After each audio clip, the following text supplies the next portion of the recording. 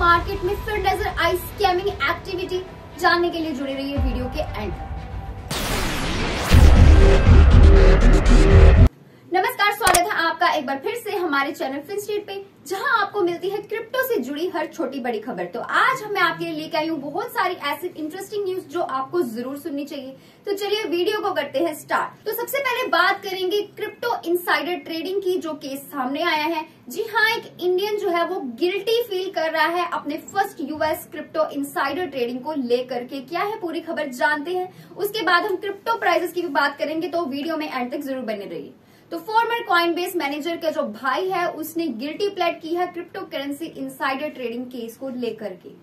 तो US department of justice यानी कि जो डीओजे है, उसने मंडे को अनाउंस किया कि जो निखिल वाही है, जो कि फॉर्मर प्रोडक्ट मैनेजर जो कॉइनबेस के हैं, इनके जो भाई हैं, इन्होंने एक इनसाइडर ट्रेडिंग के ऐसे एलिगेशंस इन पर लगाए गए थे कि इनसाइडर ट्रेडिंग कर रहे हैं, वायर फ्रॉड कर रहे हैं एक कनेक्शन से, जो कि एक स्कीम थी जिसमें इनसाइडर ट्रेडिंग चल रही थी क्रिप्टो करेंसी एसेट्स को लेकर के, जिनके चलते उन्हें प्रिजनमेंट बता दी गई है। तो डीओजे का कहना है कि ये first ever crypto currency insider trading case है। एंड निखिल वाही को आपको बता दें कि इस केस में जुलाई में ही अरेस्ट कर लिया गया था, लेकिन हाल फिलहाल ये केस एक बार फिर से सामने आया है। उनके जो भाई हैं ईशान वाही, वो काम करते हैं कॉइनबेस में as a product manager, and जो असाइन किया गया है जिनको क्रिप्टो करेंसी ट्रेडिंग प्लेटफॉर्म के एसेट के लिए, जो वो लिस्ट करने वाले थे अपनी टीम के साथ अक्टूबर 2020 की शुरुआत में। एंड जस्टिस डिपार्टमेंट ने एक्सप्लेन किया कि मल्टीपल ओकेजन्स जो हुए थे जुलाई 2021 से लेकर के मई 2022 तक, इस बीच निखिल वाही ने बहुत सारा प्रॉफिट अर्न किया है कॉन्फिडेंशियल कॉइनबेस की इंफॉर्मेशन को लीक करके, ये बता के कि कौन कौन से जो क्रिप्टो एसेट्स हैं वो शेड्यूल होने वाले हैं, वो लिस्ट होने वाले हैं कॉइनबेस के ऊपर। एंड इसके चलते उसने इनसाइडर ट्रेडिंग के थ्रू काफी प्रॉफिट जो है वो अर्न कर लिया था। तो बहुत सारे टिप्स को लेने के बाद उनके जो भाई हैं कि कौन से जो क्रिप्टो एसेट्स हैं कॉइनबेस में, उन क्या प्लानिंग चल रही है, कौन से लिस्ट होने वाले हैं इनकी एक्सचेंजेस के ऊपर, ये सारी इन्फॉर्मेशन लेने के बाद जो निखिल वाही है, उन्होंने एक एनोनिमस तरीके से इथेरियम ब्लॉकचेन वॉलेट का यूज करके इन सारे क्रिप्टो एसेट्स को एक्वायर कर लिया बहुत ही शॉर्ट टर्म में ही। इससे पहले कि कॉइनबेस पब्लिकली अनाउंस करता इन लिस्टिंग्स को, उससे पहले ही जो ये ईशान वाही है, इन्होंने ये चीज कर दी। तो डीओजे ने सारी डिटेल जो है वो इलेबोरेट की है।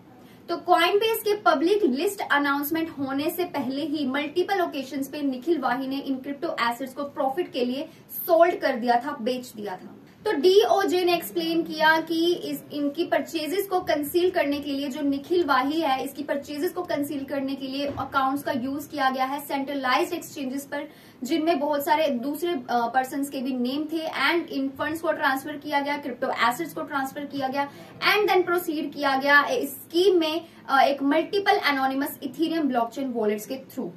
तो निखिल वाही आपको बता दें, जो रेगुलरली क्रिएट कर रहे थे एंड यूज कर रहे थे न्यू इथेरियम ब्लॉकचेन वॉलेट्स का without any prior transaction history के, ताकि वो आगे फिर से कंसील कर अपनी जो इन्वॉल्वमेंट है उस स्कीम के अंदर वो बरकरार रख सके और प्रॉफिट अर्न करते रहे।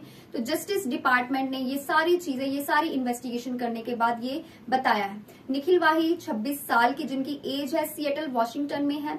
इन्होंने गिल्टी जो है बताई गई है एक कंस्पिरेंसी वायर फ्रॉड के मामले में, जिनके लिए उनको मैक्सिमम 20 साल की जो सजा है वो सुनाई गई है। तो US security and exchange commission यानी कि एसईसी ने दो भाइयों को स्लैब भी किया है इस मामले को लेकर के, एंड साथ ही इनके दोस्त को भी काफी ज्यादा पनिशमेंट बताई गई है, स्लैब भी किया गया है इस इनसाइडर ट्रेडिंग चार्जेस को लेकर के।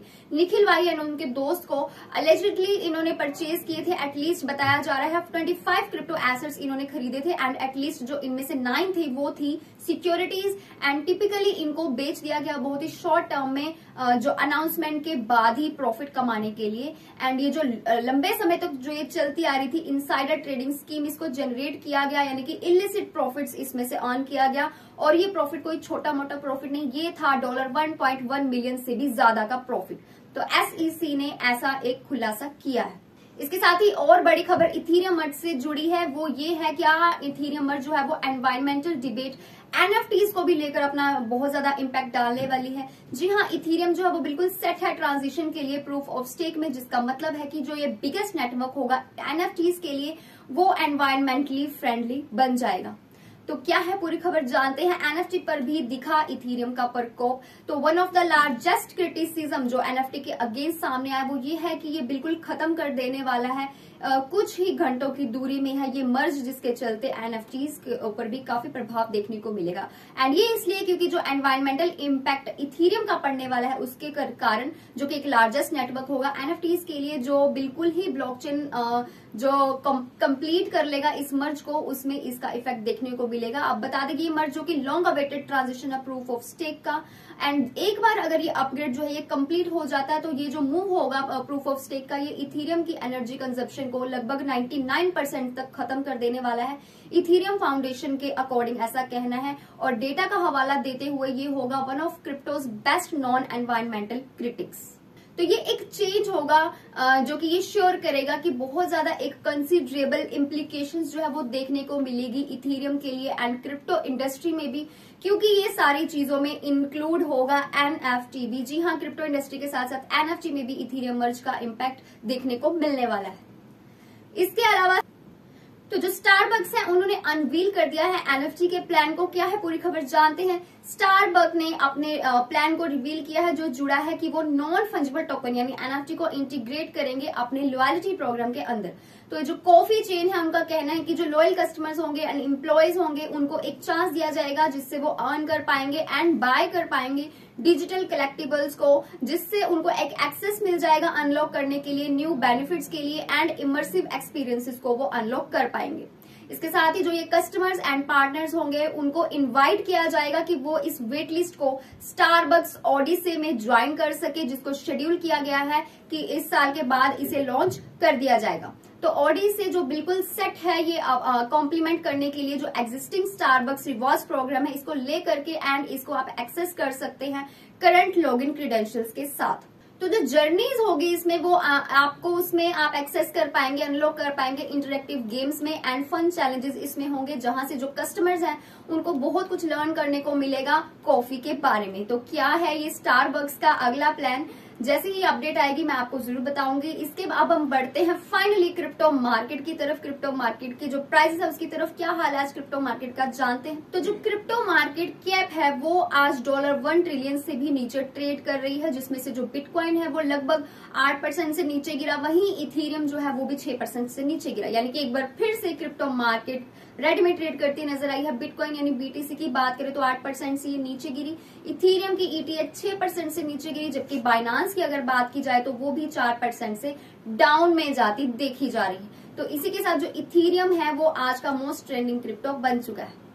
बात करें सारे मेजर क्रिप्टो करेंसीज की एंड टोकन्स की, वो लगभग आज लॉस में ट्रेड करते हुए देखे जा रहे हैं, एंड जिसके कारण जो क्रिप्टो मार्केट कैप है वो आज $1 ट्रिलियन के अपने मार्क से नीचे गिर गई है। तो ग्लोबल क्रिप्टो करेंसी मार्केट है जो वो बिल्कुल 5% से लगभग नीचे जाती देखी गई है, जिसमें से टॉप गेनर की अगर बात करें तो वो बना है टेरा क्लासिक का लंग कॉइन, जो कि लगभग 11% से ऊपर जिसका ट्रेड रहा है। काफी अच्छी परफॉर्मेंस इसकी देखी गई है। वहीं टॉप लूजर की अगर बात करें तो वो है हीलियम यानी HNT, जो 13% से डाउन में गया।